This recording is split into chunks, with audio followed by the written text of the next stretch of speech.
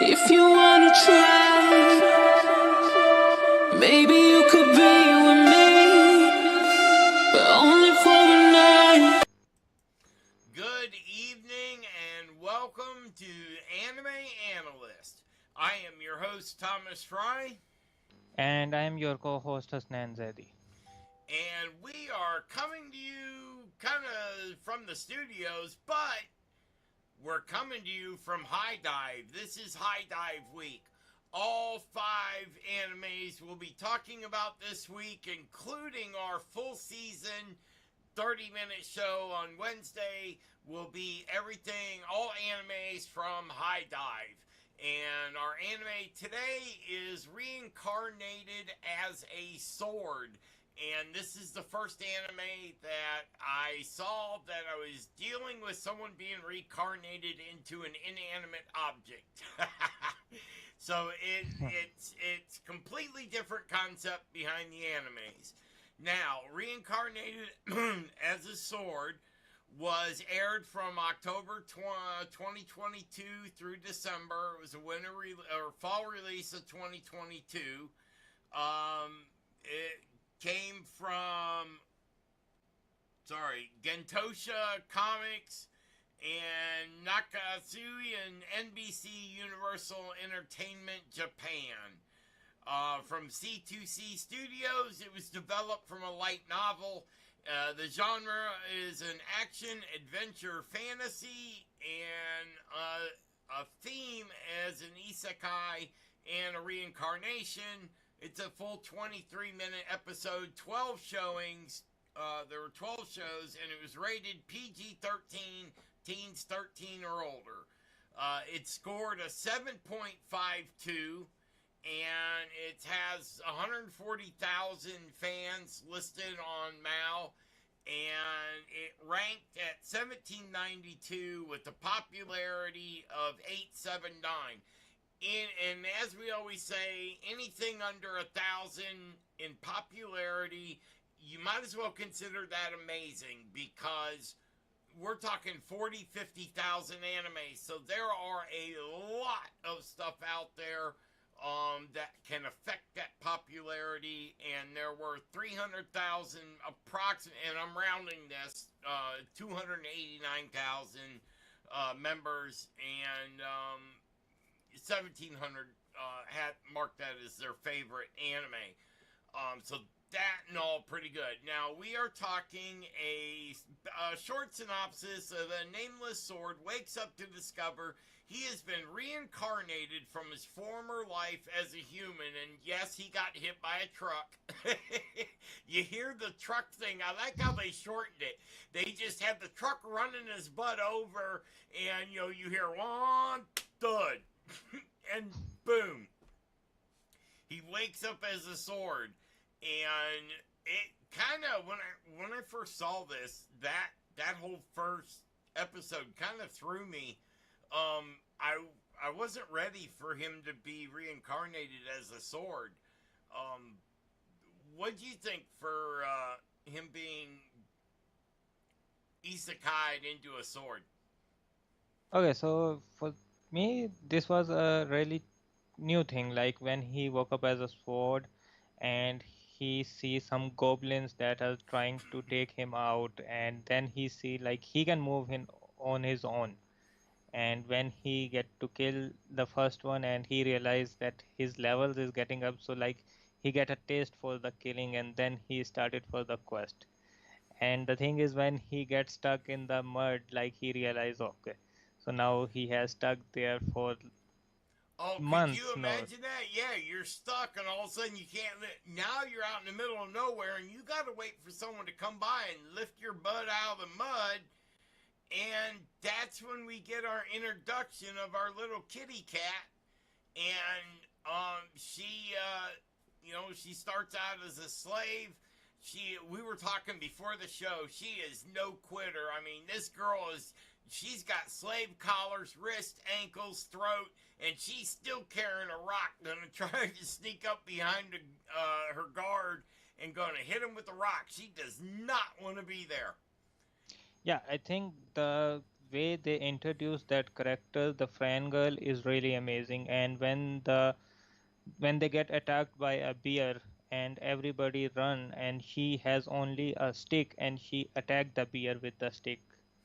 Like she's not a quitter. Yeah, Like that blew my mind. She started the attack on it. She didn't know about the sword, and she's starting with the stick, and all of a sudden, boom, she bounces back, and poof, there's this sword, but she's still a little girl, not a lot of power. She struggles getting that. So I don't know about you, but I'm there rooting for her. I'm like, come on, come on, come on, get the sword, get the sword.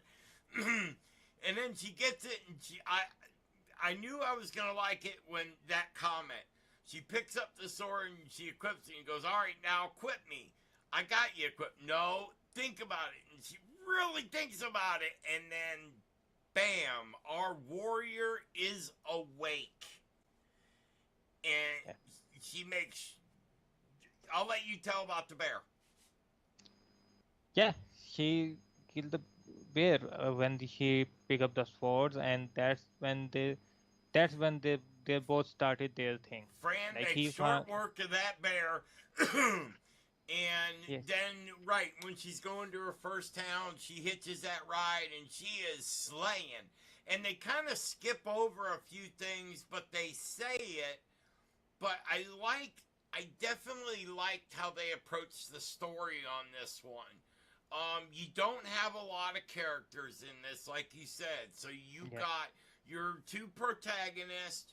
The antagonist in this story is the world that does not like her.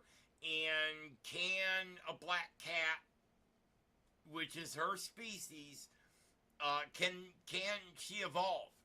And this story, and I think we ought to like talk about the first half and leave the second half for our viewers to go check this thing out and watch it.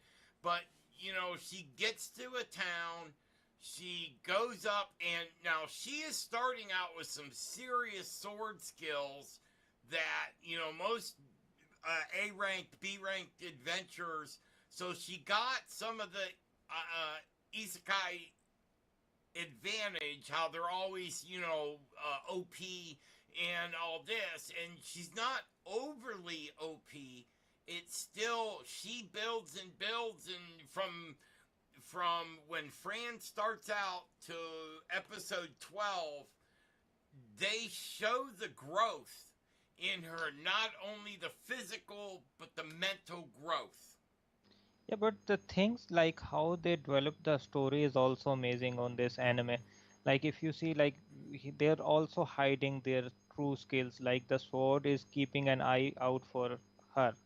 Like when they kill extra goblins, he's hiding them in the other dimensions. Like they are not showing people that he. And when they have a fight with the demon, and he want to take her skills to fight her, like he realized that he cannot beat her. And then they give you another story. Like she don't have the skill. She is borrowing the skills from the sword. So that's why it's not nobody can take Well, that. to me, that's how they kept him being a main character in it, by him holding on to the skills. Which the only question I have and throughout the whole thing is, I thought they should have gave her more skills that she would get a keep, because when she gets separated later on, which we won't tell you all about it, you'll need to go see it, but it's really cool. She gets separated from the sword for a little while, and you got some real drama there. I mean, it's not just she picks up an OP sword and goes and kills everything. She struggles throughout. I mean, she gets bullied in town. She's got her fair amount of struggles that she has to go through to get to that point where she's a badass black cat.